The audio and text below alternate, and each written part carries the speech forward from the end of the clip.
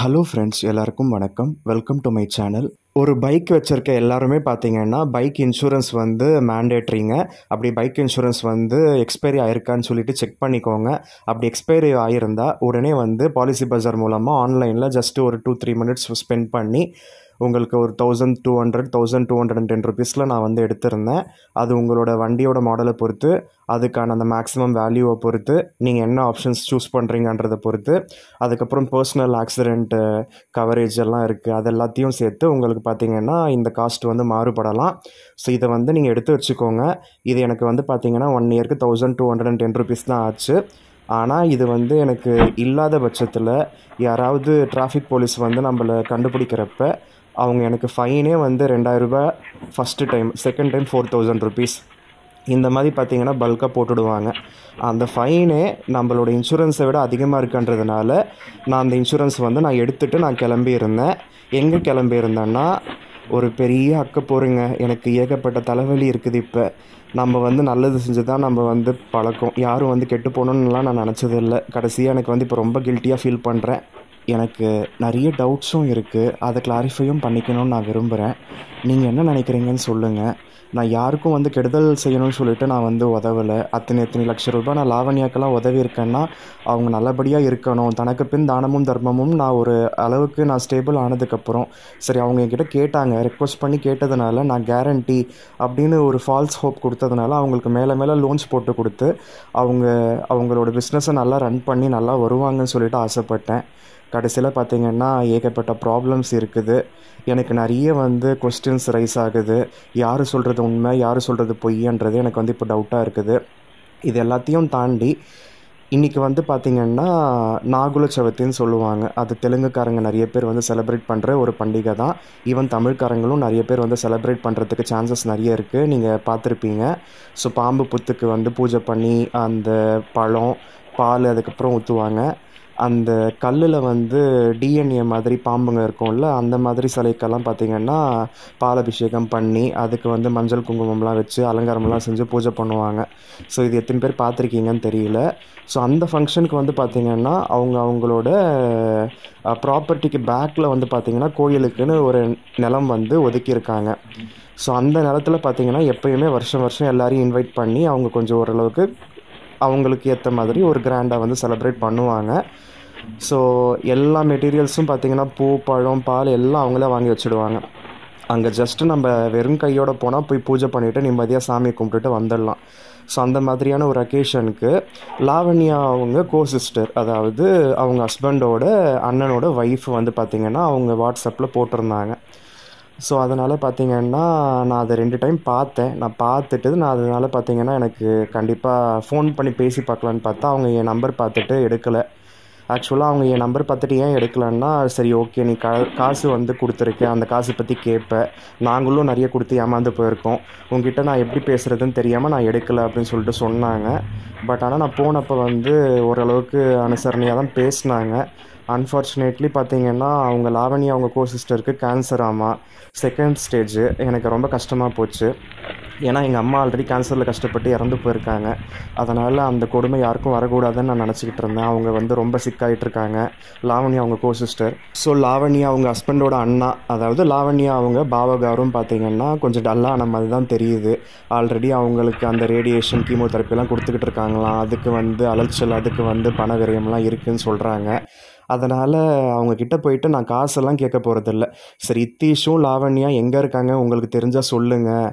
இப்போ அவங்களுக்கு வாங்கின கடனுக்கு ரொட்டேஷன் பண்ணி 38 லட்சம் கடனாளியாக உட்காந்துக்கிட்டு இருக்கேன் அப்படின்னு சொன்னதுக்கு எல்லாம் ஓகேப்பா, இங்கே பேச முடியாது, நம்ம பூஜைக்கு வந்திருக்கோம். அங்கே லேக் ஏரியா ஆண்டின்னு ஒரு அம்மா இருப்பாங்க. அந்த அம்மா பார்த்திங்கன்னா அவங்க ரொம்ப ஸ்ட்ரிக்டாக வந்து கொஞ்சம் முறைச்ச மாதிரி பேசினாங்க. இப்போ அதெல்லாம் இப்போ இங்கே பேசக்கூடாது, இங்கே வந்தியா பூஜை பண்ணியா போயிட்டே இரு, சாப்பிட்டியா போயிட்டே இருக்கு அப்படின்னு சொல்லிட்டு கொஞ்சம் மிரட்டலாக பேசினாங்க. பட் அவங்க லாவண்யா அவங்க சிஸ்டர் அது வந்து என்னங்க என்னாச்சு உங்களுக்கு அப்படின்லாம் கேட்டேன். அதுக்கப்புறம் அவங்களுக்கும் ஒரு கான்ஃபிடென்ட் கொடுத்து உடம்பு பார்த்துக்கோங்கலாம் சொல்லிட்டு வந்தேன். அவங்க பாபாகார்கிட்டலாம் கூட ஒரு வார்த்தை பேசி அவர் என்னை பார்த்த உடனே ஒரு ஹாய் சொல்லி என்னை இன்வைட் பண்ணார். சந்தோஷப்பட்டேன் நான். என்னதான் இருந்தாலும் வந்து நம்மளை வரவேற்றாங்கல்ல, அது வந்து நம்மளை பார்த்த உடனே பம்மாமல் இது எல்லாத்தையும் தாண்டி நான் காலையில் நான் வந்து காலையில் 5 மணிக்கு எழுந்துட்டு நான் ஃபஸ்ட்டு தூங்கவே இல்லைங்க. நேற்று நைட்டு தூங்கவே வரல.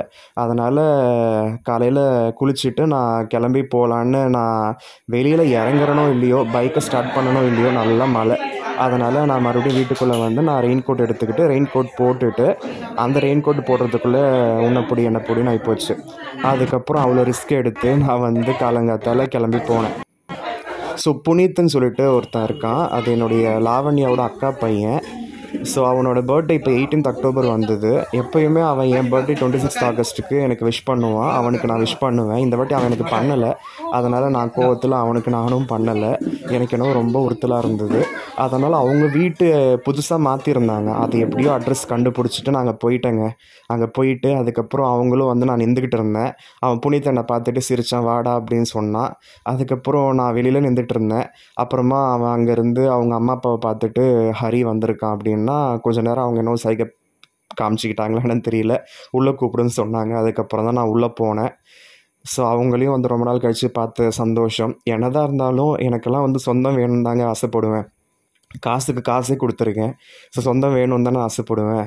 சரி, அவங்க வந்து அந்த ஃப்ளாட்டு நல்லா இருக்குது, நல்லா அவங்க ஓரளவுக்கு இப்போயாவது கம்ஃபர்ட் ஜோனில் இருக்காங்க. பட் ஆனால் அந்த ஃப்ளாட்டுக்கு 18,000 வாடகையாக அட்வான்ஸ் 1 lakh கட்டியிருக்காங்க. என்ன அண்ணன் இவ்வளோ காசு வாடகை கட்டுறீங்களே, காசு வீணாக போகுது, லீஸுக்கு போகலாம்லன்னா இங்கே ஏரியாலலாம் 15 லட்ச ரூபாய்க்கு கம்மியாக லீஸ் எல்லாம் இல்லைடா. அந்த காசெல்லாம் திருப்பி வாங்குறது கஷ்டம். அவ்வளோ காசெல்லாம் ரெடி பண்ணுற அளவுக்கு கெப்பாசிட்டி இல்லை. நகையெல்லாம் ஆல்ரெடி வந்து ஆல்மோஸ்ட் விற்றுட்டோம், அடமானம் வச்சுட்டோம், ஏதோ சொல்கிறாங்க. பட் எந்தளவுக்கு உண்மைன்னு தெரியல. சரி, ஆக மொத்தத்தில் அவங்க லீஸுக்கெல்லாம் போகாமல் சரி ஏதோ வந்து அவங்க பீடா பிஸ்னஸ் பண்ணுறாங்க. ஸோ அது மூலமாக வர காசில் வந்து வாடகை கட்டிட்டு மற்றதுக்கெல்லாம் சரியாகுதா. ஸோ வந்ததுக்கு அது என்ன சொல்கிறது, கரெக்டாக செலவு இருக்குதுன்னு சொல்லிட்டு இருந்தாங்க. அவங்க 3 பேரோட ஹெல்த்தும் பார்த்திங்கன்னா ரொம்ப குண்டாயிட்டாங்க. எழுந்து நடக்கக்கூட முடியல. வீட்லேயே உட்காந்து வேலை பார்க்குறாங்கல்ல, உடம்புக்கு பிரச்சனை தானே. அதனால் அந்த புனித பையனை நீ வேலைக்கு எங்கேயாவது போகலாம்லடா, ஒரு 30,000 35,000 சம்பாதிச்சா கூட சம்பாதிச்சிடுவேலடான்னா, அப்போ நாங்கள் வீட்டில் சும்மா தான் இருக்கணும், அப்போ இன்னும் வந்து உடம்பு வீணாக போயிடும்னு சொல்லிட்டு அவங்க அப்பா சொல்லிட்டு இருந்தார். ஸோ அவங்களோட வந்து உட்காந்து ஒரு 1.5 hours பேசிவிட்டு அதுக்கப்புறம் இந்த லாவணிய கதையெல்லாம் கேட்டு, எங்களுக்கு ஒன்றும் தெரியாதுப்பா, நீ கொடுத்தது தப்பு, நீ அவளுக்கு கொடுத்துட்டு நீ எல்லாரையும் வந்து தப்பாக பேசுகிற, எங்களுக்கு கஷ்டமாக இருக்குது, அதனால தான் உன் நம்பர் நான் பிளாக் பண்ணிட்டேன் அப்படின்னு சொல்கிறாங்க. நான் என்றைக்காவது இந்த யூடியூப் வீடியோவில் ஏதாவது யாரையாவது தப்பாக சொல்லியிருப்பேனா என்னன்னு தெரியல, அது அவங்களுக்கு ஹர்ட் ஆகிடுச்சா என்னன்னு தெரியல. பட் அதனால் அவங்க என் மேலே கோவமாக இருந்திருக்காங்க. பட் ஓகே, அவங்களும் அக்செப்ட் பண்ணி என்கிட்ட பேசினாங்க. அது வரையும் சந்தோஷம். யார் எப்போ இருப்போன்னு தெரியாதுங்க. அதனால் இருக்கிற அந்த ஒரு சில நாட்களில் எல்லோரும் வந்து ஒற்றுமையாக இருந்து பேசிக்கணும், பழகிக்கணும். அதுதான் என்னுடைய இயல்பு. ஸோ நான் நினச்ச மாதிரி என்னை அவாய்ட் பண்ணாமல் சந்தோஷமாக பேசினாங்க. அன்றைக்கி அந்த திருப்பதியில் போயிட்டு என்னுடைய மாமா அவங்க ஒய்ஃப் அந்த அத்தை பையன் வந்து காலை கையை உடச்சிடும், இங்கே ஏன்டா வந்த போடா அப்படின்னு சொல்லிட்டு பொறுக்கி மாதிரி பேசினானே, அந்த பொறுக்கி அந்த புறம்போக்கு மாதிரி இதுங்கெல்லாம் வந்து ஏதாவது பிரச்சனை பண்ணுங்க நான் பயந்தேன். ஆனால் பரவாயில்ல. இப்போ லாவண்யா எங்கே இருக்கான்னு தெரியல. லாவண்யா புருஷன் அவன் அவினாஷ், லாவணியோட பையன், அதாவது இவங்க 3 பேர் இப்போ எங்கே இருக்காங்க, எங்கேயாவது இருக்காங்களா இல்லையான்னு பயமாக இருக்குது. இத்தனை லட்ச ரூபாய் நான் கடனை வாங்கி கொடுத்துருக்கேன்னா அவங்க மேலே ஒரு நல்ல ஒப்பீனியனோட, அவங்க வந்து வாழ்க்கையில் முன்னுக்கு வரணும்னு ஒரு ஆசையோடு தான் நான் கொடுத்தேன். அவங்க என்னை எப்படி நினச்சிக்கிட்டாங்கன்னு தெரியல. பட் கடவுளுக்கு தெரியும், லாவண்யாவோட மனசாட்சிக்கு தெரியும், ஈவன் நிதிஷ் அண்ணாக்கு கூட தெரியும். ஸோ எனக்கு வந்து கோவத்தில் பேசுவேன். அது அவங்க நல்லபடியாக வாழணும்னு சொல்லிட்டு அந்த ஆசையோடு தான் பேசியிருப்பேனே தவிர என் மேலே எந்த தப்பும் இருக்கிறதா நான் ஃபீல் பண்ணலை. ஸோ கோவத்தில் வந்து கத்துறவங்கலாம் கெட்டவங்க கிடையாது, எல்லாத்தையும் பண்ணிவிட்டு நல்லவன் வேஷம் போடுறவங்களாம் நல்லவங்க கிடையாது. அதனால் அந்த நிதிஷ் லாவண்யெல்லாம் இதை புரிஞ்சுக்கிட்டு என்றைக்காக இருந்தாலும் திரும்பி வந்து ஏதாவது அவங்க 3 பேரும் வேலைக்கு போனால் கூட கண்டிப்பாக 40,000 45,000 சம்பாதிக்க முடியாதா? கண்டிப்பாக வந்து வாழ நினைத்தால் வாழலாம், வழியாக இல்லை பூமியில். அந்த மாதிரி வந்து எவ்வளவோ சாதிக்கலாம். அவங்க எங்கே இருக்காங்க ஏது இருக்காங்கன்னு தெரியல. நடுவில் ஃபேக் ஐடி வந்து அவினாஷ் பேரில் யாராவது கமெண்ட் வச்சாங்களா, இல்லைனா அவினாஷ் குப்தான்னு வந்தது அவினாஷ் தானா, எனக்கு வந்து டவுட் இருக்குது. ஏன்னா இப்போ அவினாஷ் அவங்க வீட்டுக்கு நான் போயிருந்தேன். அப்போ வேறு யாரும் கொடுத்தனும் வந்துட்டாங்க. அவங்க வந்து 3-4 மாதம் ஆகுதாமா. அப்போ இதுக்கு முன்னாடி இருந்தவங்க என்ன ஆனாங்கன்னா அவங்கெல்லாம் வந்து எப்பயோ காலி பண்ணிட்டாங்கன்னு சொல்கிறாங்க. பட் எந்த அளவுக்கு உண்மைன்னு தெரியல. ஹவுஸ் ஓனர்கிட்ட போய் பார்த்து பேச எனக்கு வந்து பிடிக்கல. அந்த ஆள் வந்து கொஞ்சம் ஒரு மாதிரி. பட் ஒரு சிலர் என்ன தெரியுமா சொல்கிறாங்க, அவங்கெல்லாம் வந்து இல்லை, இந்த ஹவுஸ் ஓனர் தான் வாடகைக்கு ஆசைப்பட்டு அவங்களோட சாமானெல்லாம் எடுத்துகிட்டு போயிட்டு மாடியில் ஏதோ ஒரு ரூமில் ஒளிச்சு வச்சுருக்கான் அப்படின்னு சொல்கிறாங்க. அப்போ அந்த மாதிரி சொல்லவே ஐயோ அவங்க இப்போ எங்கேயாவது இருக்காங்களா இல்லையா என்ன ஆச்சுன்னு தெரியல. ஏன்னா கடை வந்து பூட்டியே இருக்குது, கடைக்குள்ளே சாமான்லாம் அப்படியே இருக்குதான். அந்த ஃப்ரிட்ஜெல்லாம் கூட வந்து எல்லோரும் வந்து எடுத்துகிட்டு போகிறதுக்கு அந்த வெண்டார்ஸ்லாம் கேட்குறாங்களாம். அதனால் இப்போ இவங்க ஹஸ்பண்ட் அண்ட் ஒய்ஃபு அவினாஷ் அந்த 3 பேரும் ஏதாவது பண்ணிக்கிட்டாங்களா, நல்லபடியாக எங்கேயாவது வாழ்கிறாங்களான்னு எனக்கு கொஞ்சம் அச்சமாக இருக்குது. ஏன்னா சம்மன்லாம் அனுப்பினேன், அந்த பயத்தில் ஏதாவது பண்ணிக்கிட்டாங்களான்னு ஒரு பக்கம் எனக்கு வந்து கில்ட்டி ஃபீலிங் இருக்குது. இத்தனை காசு கொடுத்தும் அவங்க வந்து உருப்படலையேன்னு கஷ்டமாக இருக்குது. ஸோ காலையிலே பார்த்தீங்கன்னா அங்கே ஒரு ஹோட்டலில் வந்து மெது வடை, அதுக்கப்புறம் மசால் வடை, அதுக்கப்புறம் இட்லி சட்னி சாம்பார்லாம் தொட்டு சாப்பிட்டேன். அதுக்கப்புறம் எங்கள் பவானி அண்ணி வீட்டில், அதாவது லாவணி அவங்க அக்கா வீட்டில் காஃபியும் வச்சு கொடுத்தாங்க. அதுக்கப்புறம் பார்த்தீங்கன்னா அங்கே அவங்க நுங்கம்பாக்கம் அந்த ஃபங்க்ஷன்லேயும் பார்த்தீங்கன்னா காலையில் டிஃபன், அதுக்கப்புறம் மத்தியானம் வந்து உப்புமாலாம் வந்து சாப்பிட்டுட்டு நான் அங்கேருந்து கிளம்பியிருந்தேன். இந்த ஹீரோ ஃபின்கார்ப் வந்து அதிசயமாக அவங்க எனக்கு செட்டில்மெண்ட் ரைஸ் பண்ணுறதுக்கு கேட்டிருந்தாங்க. சரி ஓகே சார், நீங்கள் ஓரளவுக்கு அஃபோர்டபுளாக தான் சொல்லியிருக்கீங்க, நான் உடனே கட்டிடுறேன்னு சொல்லிட்டு நான் அங்கே உஸ்மான் ரோடு அவங்க ஆஃபீஸ் போயிட்டு கையில் செட்டில்மெண்ட் லெட்டர் வாங்கிட்டு இமெயில் ஐடிக்கும் வந்து அனுப்பிட்டாங்க. அதுக்கப்புறம் அவங்க கேட்டதில் பாதி அமௌண்ட் நான் ஆல்ரெடி கட்டிட்டேன். இன்னும் மீதி அமௌண்ட் வந்து இந்த மாதம் கடைசிக்குள்ளே கட்டணும். அதுவுமே பார்த்தீங்கன்னா எனக்கு கட்டினதுனால எனக்கு அந்த ஒரு 5 லட்சம் ரூபாய் கடன் வந்து குறையும்.